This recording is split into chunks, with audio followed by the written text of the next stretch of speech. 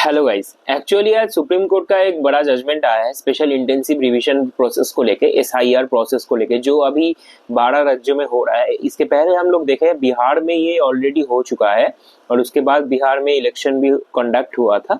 उसके बाद अभी ये कुछ राज्यों में इलेक्शन है, कुछ राज्यों में इलेक्शन अभी नहीं है।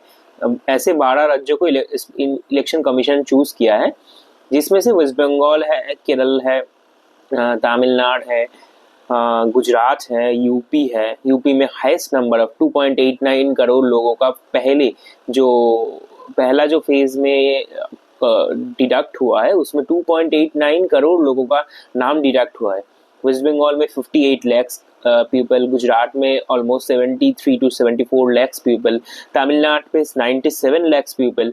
तो ऐसे करके 12 राज्यों में एवं एंड कुछ उसमें यूटीज भी है। आज जो राय आया है, वो ऑपोजिशन पार्टीज का कुछ दिनों से एक मांग था कि इलेक्शन कमीशन जो सेकेंड फेज एसआईआर का जो सेकेंड फेज में अभी जो हियरिंग्स चल रहा है, उसमें एक रीजन दिखाया है लॉजिकल डिस्क्रिपेंसी, जो अब आप लोग मेरी ये वीडियो में जो पहला जो पेज है उसमें भी देख पाए हैं आप लोग।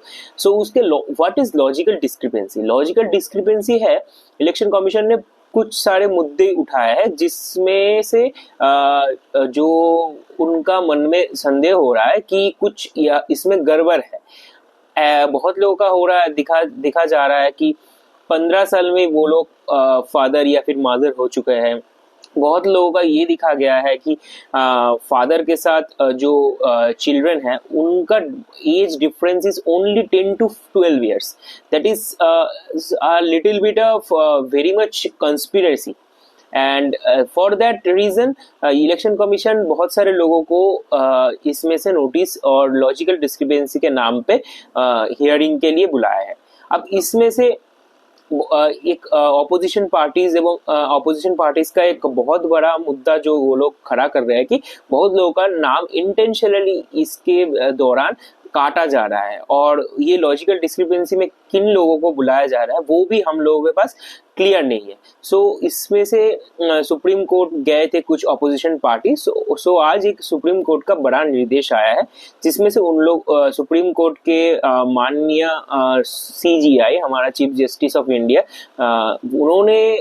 उनका बेंच ने बताया है कि एक इलेक्शन कमीशन को ये लॉजिकल डिस्क्रिपेंसी का जो लिस्ट है ये बाहर निकालना पड़ेगा। और ये प्रोसेस कैसे होगा? 10 दिन के अंदर इलेक्शन कमीशन को ब्लॉक ऑफिस हो, वार्ड ऑफिस हो या फिर पंचायत ऑफिस हो, जहां जो जो अवेलेबल है उसमें ये लिस्ट डालना पड़ेगा, ये लिस्ट रिलीज करना पड़ेगा। उसके बाद उसके 10 दिन के अंदर जो लोगों का नाम आएगा उसको सुनानी पे जाके, हियरिंग पे जाके इसको वैलिड प्रूफ करना पड़ेगा। अगर वैलिड प्रूफ हुआ तब ठीक, otherwise the names will be deducted. यही प्रोसेस होगा। इट इज सुप्रीम कोर्ट का यही मानना है कि लोगों, जो हमारा जनगण है, उनको सबको जानने का अधिकार है कि किनके नाम लॉजिकल डिस्क्रिपेंसी के कारण उनको हियरिंग में बुलाया जा रहा है, and what is the reason. असली रीजन क्या है कि लॉजिकल डिस्क्रिपेंसी के अंदर उनका नाम यहाँ पर है। यही एक बड़ा जजमेंट आया है। इसमें से क्रेडिबिलिटी एंड ट्रस्ट इश्यूज लोगों के अंदर इलेक्शन कमीशन के दौरान इंक्रीज होगा। एंड इसके साथ साथ एक और भी interesting and very important judgment आया है, जो भी एसआईआर प्रोसेस को लेके ही है। हम लोग देखे हैं कि स्पेशली वेस्ट बंगाल जैसे स्टेट पे लास्ट कुछ दिनों से बहुत सारे हंगामा हो रहा है रिलेटेड टू एसआईआर प्रोसेस। कई जगह बीडीओ के ऑफिस बहुत तोड़फोड़ किया गया है, कई जगह आग लगा किया है, और बहुत सारे जो पॉलिटिकल पार्टीज या फिर बीएलओज जो लोग हैं, वो लोग फॉर्म 7 को लेके जाके वहां पर सबमिट कर रहा है, बट वो सबमिट करने पर बहुत सारे हंगामा हो रहा है। As per supreme court, they are instructing the DGs and DIGs of the states that the proper law and order situation will be held by the police authority and the administration. ये SIR process को लेके कोई हंगामा नहीं होना चाहिए, और कहीं जगह किसी को ऐसा फील ना हो कि वो ये एसआईआर प्रोसेस करने के लिए अनसेफ फील कर रहा है। सो यही रहा सुप्रीम कोर्ट का जजमेंट। इससे इलेक्शन कमीशन एंड देश के जो नॉर्मल पीपल है उनके अंदर क्रेडिबिलिटी एंड ट्रस्ट इश्यूज बने रहेगा, यही मेरा मानना है। चलिए नेक्स्ट वीडियो में देखते हैं।